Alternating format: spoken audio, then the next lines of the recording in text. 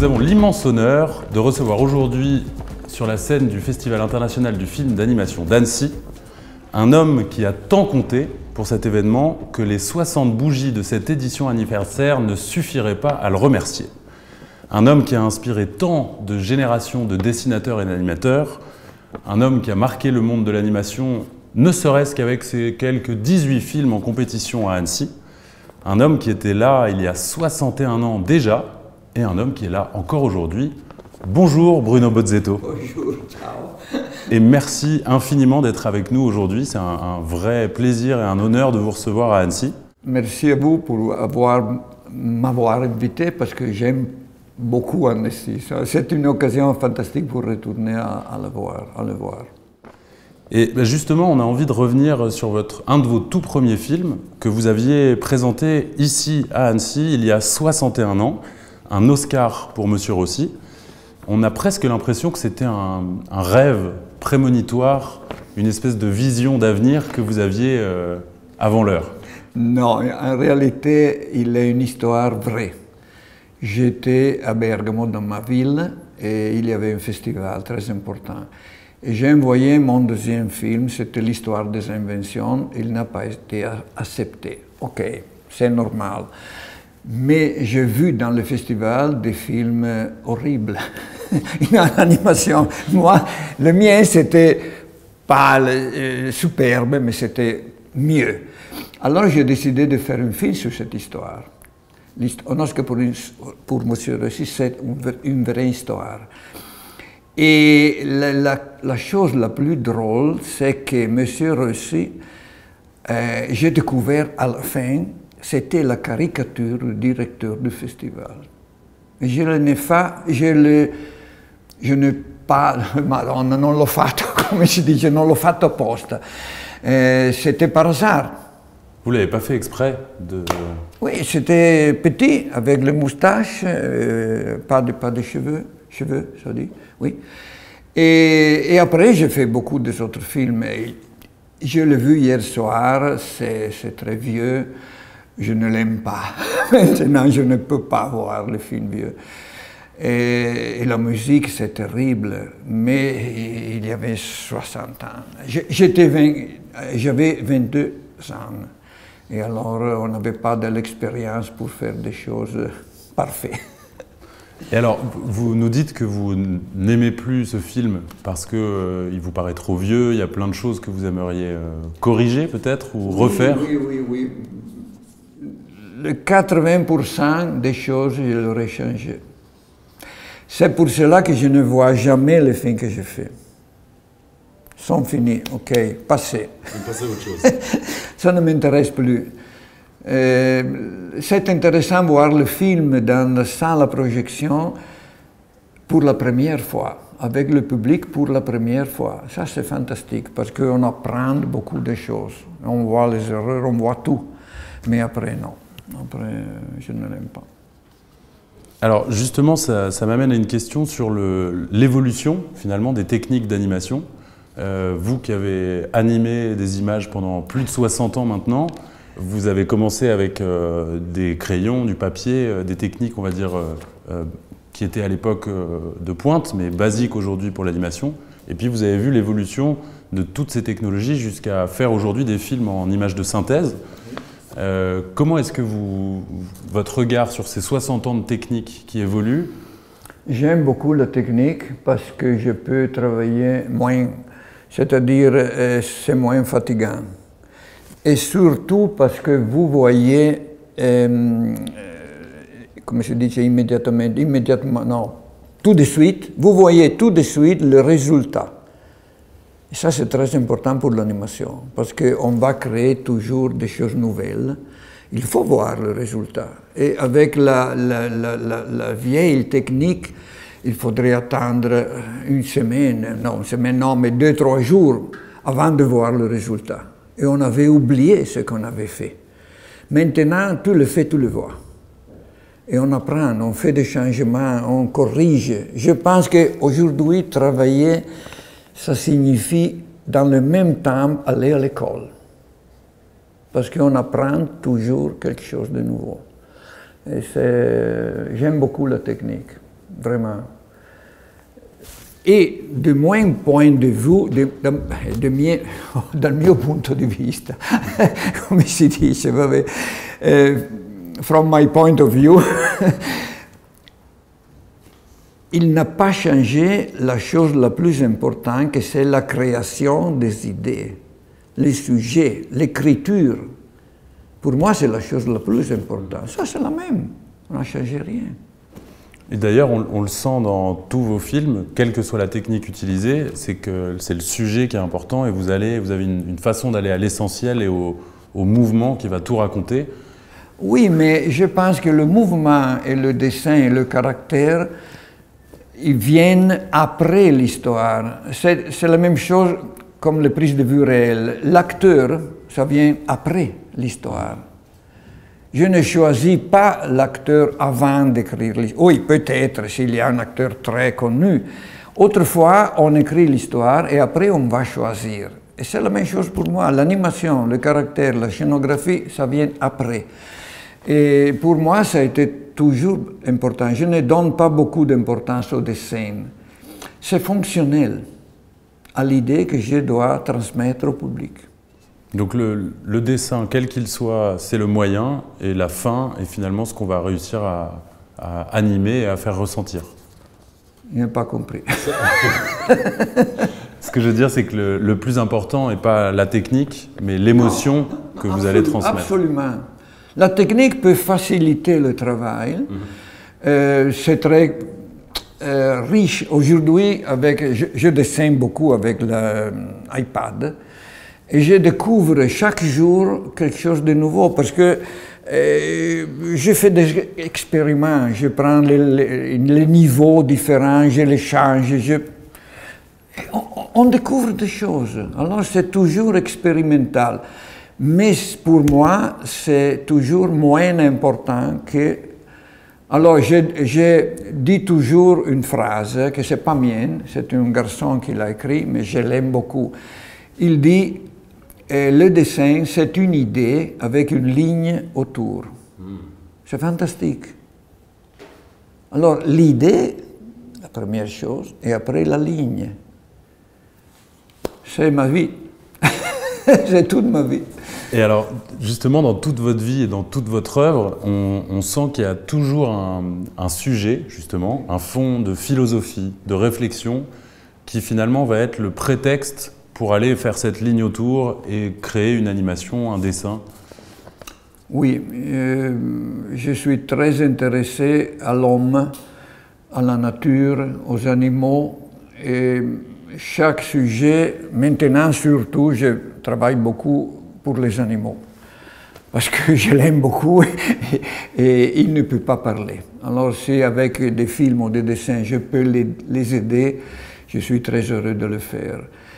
Mais toujours dans mes films, les premiers livres que j'avais lus et qui m'ont donné des idées, c'était les livres de Desmond Morris, de Konrad Lorenz.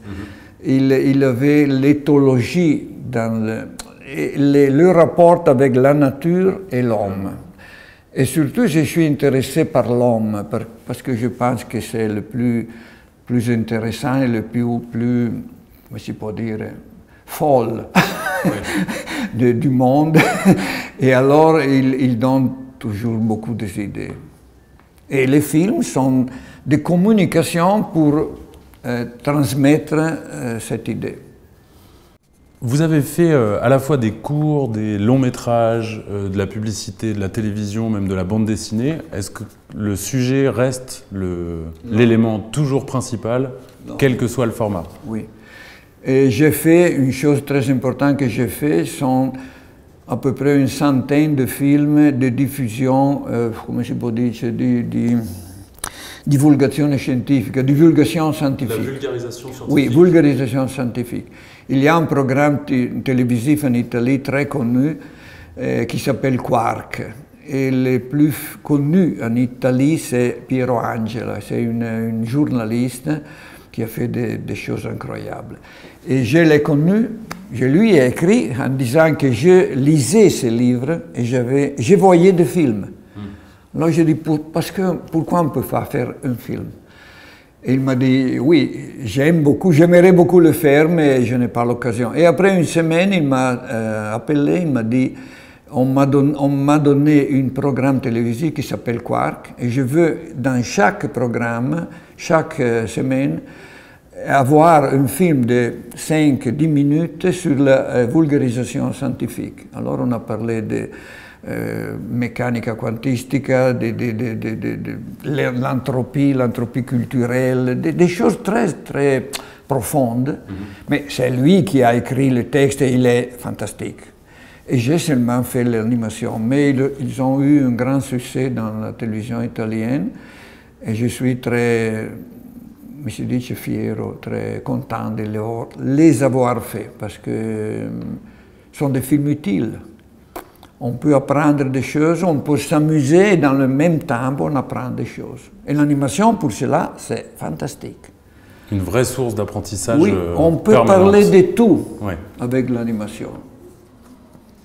Alors justement, parlant de tout, il y a un de vos films dans lesquels vous avez dépeint une satire, on pourrait dire, une critique, ou une parodie de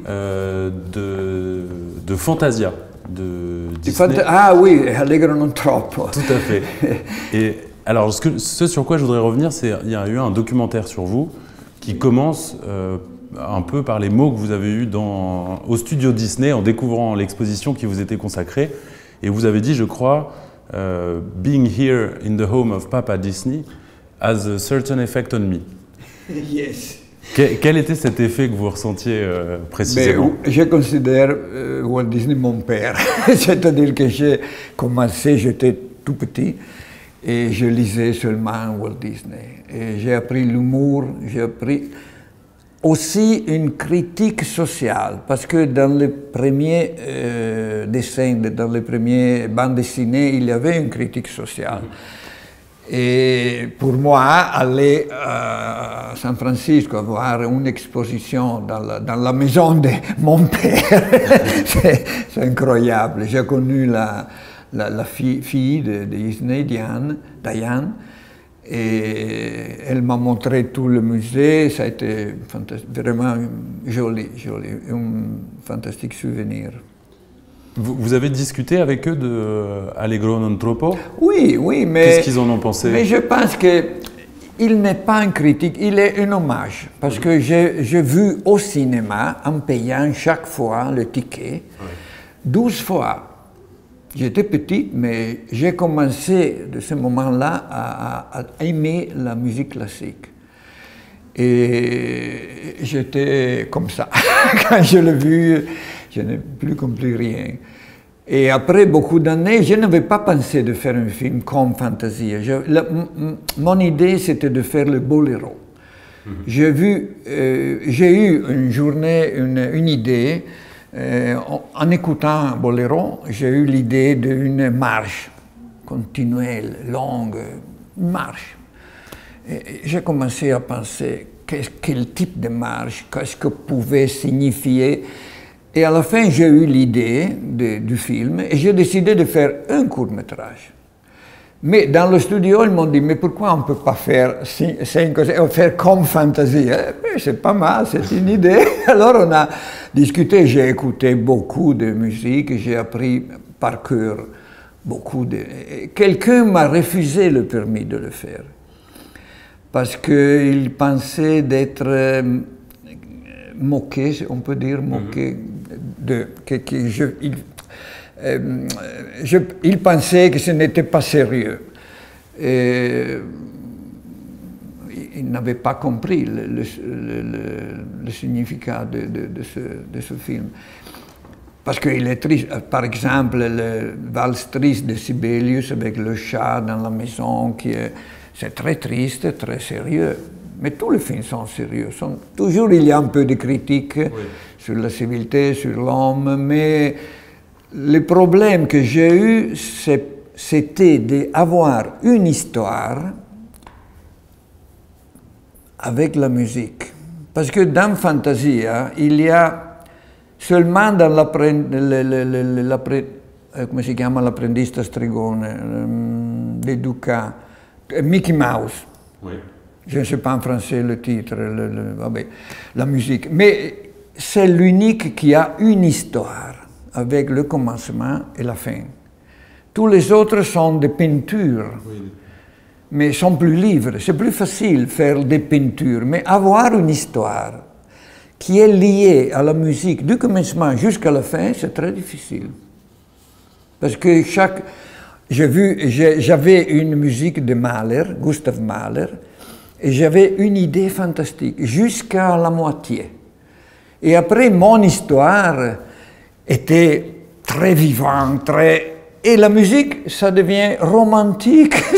Je n'ai pas pu continuer, je l'ai laissé, quitté.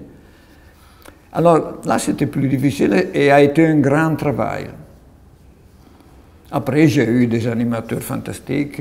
Guido Manuli, qui est ici, qui vit à Annecy, c'est un animateur de mon studio qui m'a aidé beaucoup. C'était mon, come si dice, braccio destro, bras droit. Bras droit. C'était mon bras droit dans les autres longs métrages et aussi dans Allegro non troppo. Je vais reprendre cette phrase que vous avez eue chez Disney.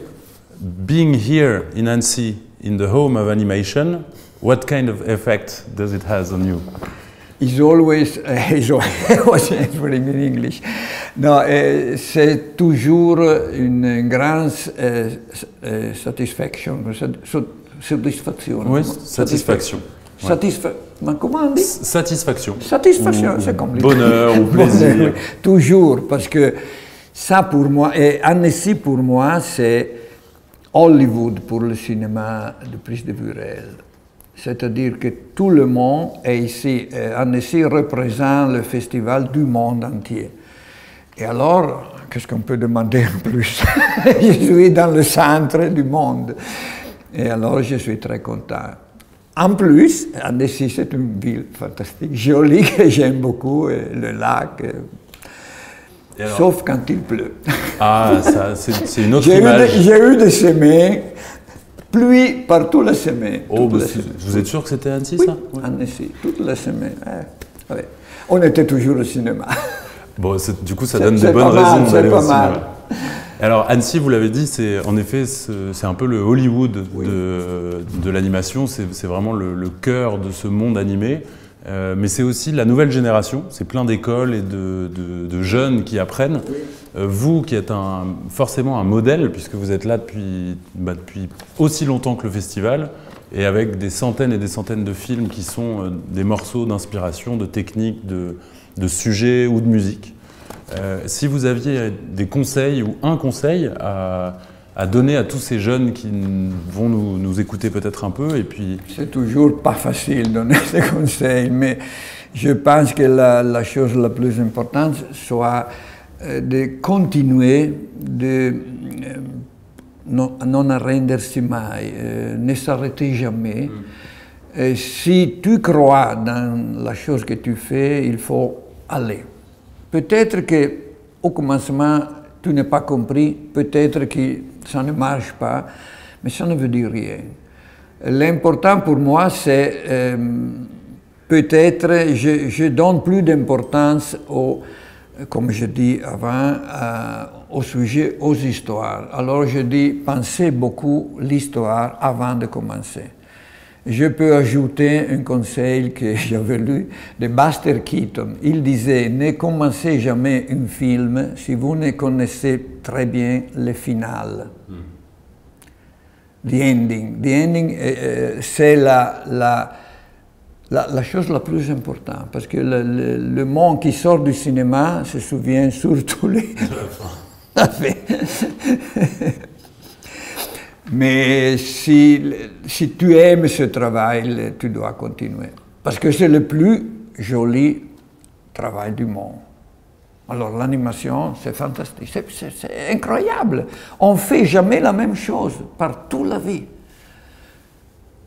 Je crois qu'il n'y a pas d'autres travaux dans lesquels il faut toujours inventer quelque chose de différent.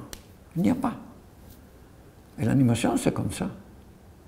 Même en marchant, on change toujours.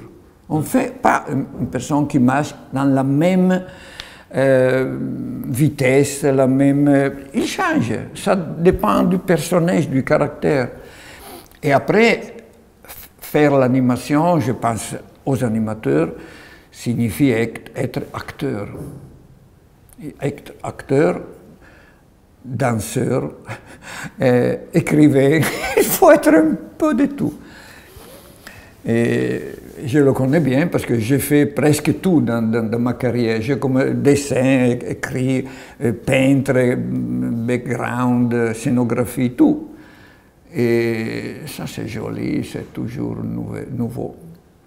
Mais en Italie, il n'y avait pas la possibilité de montrer les films. Je suis venu à Annecy, ici, et j'ai commencé d'ici. C'est ma patrie, c'est Annecy, pas l'Italie. C'est drôle, hein? En tout cas, un immense merci d'être venu à Annecy il y a plus de 60 ans et puis d'être resté avec nous tout ce temps, avec ces films, cette passion, cette envie justement de toucher à tous ces métiers, de donner sens à tous ces sujets par l'animation. Et je vais vous citer, puisqu'hier, vous avez reçu le cristal d'honneur de cette édition du Festival d'animation d'Annecy. J'ai été vraiment ému. Parce que... Et vous nous avez dit que c'est Annecy qui vous aviez fait un cadeau. Moi, je pense qu'aujourd'hui, on peut dire au nom de tout le Festival d'Annecy que vous avez été un sacré cadeau pour tout ce festival. Merci, merci. Et que vous l'êtes encore. Merci à vous. Alors, merci beaucoup, Bruno Bozzetto. Merci à vous, merci au public, à Annecy et au festival surtout. Et à l'année prochaine, alors. Ok. Ciao.